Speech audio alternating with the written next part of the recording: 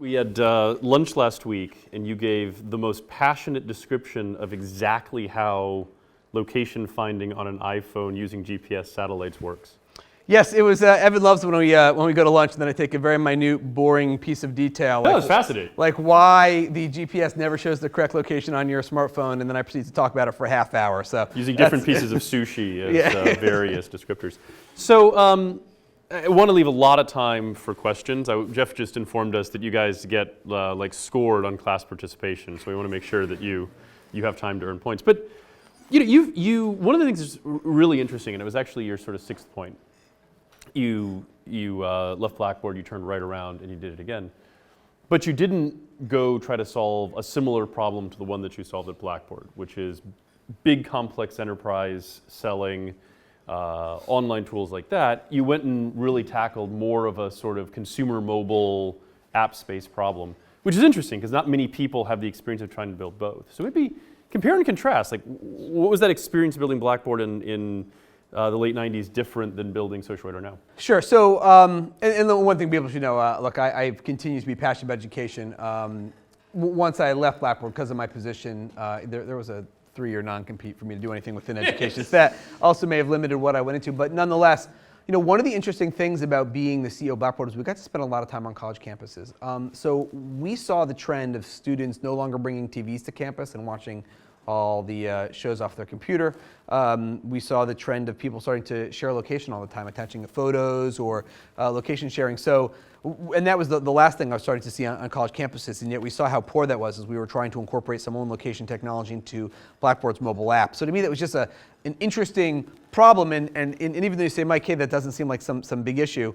Right now smartphones are correct to about a block of your location at any given time. That's why Uber sometimes picks you up in the wrong place, or you might get a random invite for a restaurant even though you're far down the street. But yet in the future, it'll be accurate within a foot. So you'll be able to walk into this classroom and say, hey, here are all your current assignments, or walk into a restaurant and say, hey, here's the menu. In fact, click a button and just pay the bill. So when you know that location is going to be so important and such a key integral part of technology and apps in the future, to me that was something that was great and exciting to try to tackle. That being said, it is a little bit more of a consumer play than an enterprise software play, and more of a tech play than a large enterprise software play. And you are right, the key drivers of a business are different. I remember that, and I'll share with you guys, and just everyone who's watching this recording, which will probably be just you guys and my parents. But one of the ways that Blackboard was very successful is at the end of the day, whenever we had a little extra money, we would hire another salesperson. We would start to grow internationally, tackle other markets such as K-12 or continuing education, and continue to grow the company by just hiring other people to be out there and marketing and selling our services. When you're doing a consumer play, while certainly you may have some marketing dollars, you do end up relying a little bit on that idea of magic, that idea of, oh, this is something that's going to catch on, it's going to be a trend, it's going to take off. And I think that's actually harder to therefore plan for, as opposed to with Blackboard. We could actually very easily put together a model and say, look, for every salesperson we hire, they have a quota of X dollars. We know they'll, at a worst case, achieve 80% of that, and you could build a model that way. Or if they a lot harder. Or if they fail, you fire them. You can get someone else who will hit that model. But when you're doing a consumer or an app play, much more difficult. You just assume, hey, I hope this takes off by word of mouth, and if it doesn't, there's no one to fire except for yourself.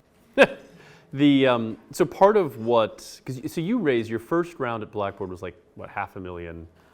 So we had raised about $400,000 in angel financing, and then we raised $3.5 million from Novak Biddle, Internet Capital Group, and Aurora Funds, 3 small, more local venture capital firms. Then Carlyle came in for our third round, which was $10 million.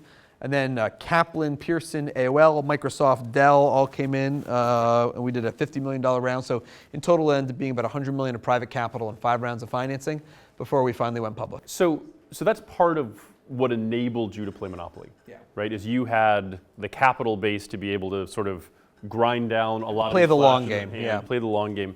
So that starts with the premise that you're really good at raising capital in an environment in which other people may be coming out with flashier announcements and all that kind of stuff. These guys that want to go be entrepreneurs are going to have to figure that out. What do you think the key to really being able to convince somebody to give you a check is? Look, I might push back on that. I don't think it's that we were actually better at raising money, but it's that once you're able to raise capital, it's proving that you can take that person's capital and turn it into true value and growth creation. So even with our first round, we said with our first round of financing, we're going to take that, we're going to finish our software and get 100 clients. And then we achieved that goal. And that let us get our next round of financing. And the next round of finance was we were going to grow and we were going to become X big in revenue and maybe break even. And then we continued to hit that milestone. So to me, it's more about setting realistic expectations and being able to achieve those within the capital that you've raised. And then it becomes self-fulfilling. So then it was very easy once we proved to our Series A investors that we were able to hit our goals to go raise a Series B. And we proved to our Series B investors we could hit their goals to go do a Series C.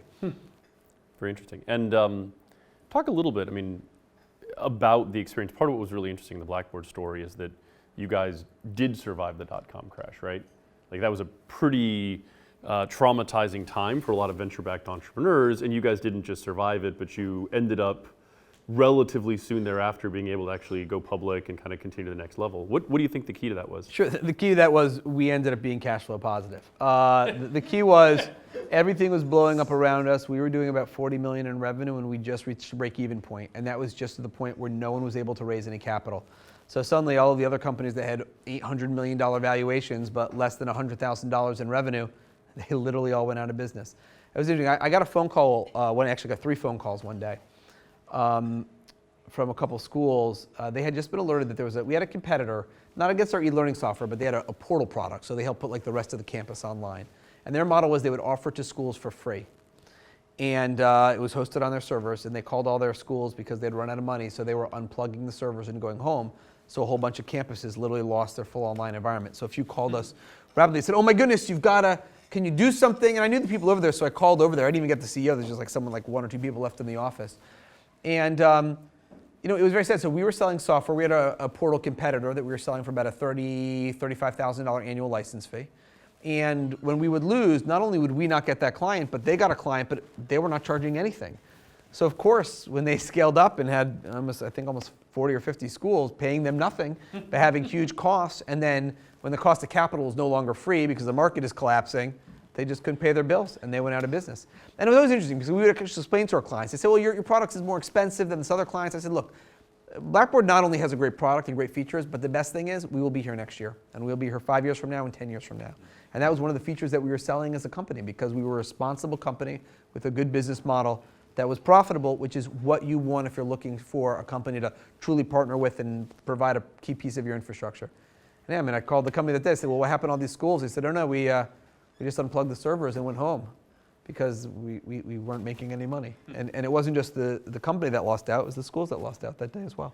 We heard from the panel earlier about different business models that they're tackling. And one of the sort of themes we deal with a lot in terms of startups here in Washington, I think it was your point about startups making an impact, is that they tend to be solving kind of wicked problems, right? Multiple different stakeholders.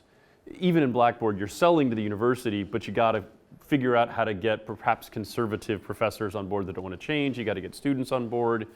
To some extent, you're dealing in regulated spaces. I don't know that you dealt with a lot of that at Blackboard, but how do you think about that as a CEO or as a founder when you're trying to think about rolling out and dealing with all those different audiences and stakeholders? But I think DC is a great place to tackle those things. If you take a look at the companies that have been successful in DC, it's public policy, healthcare, education.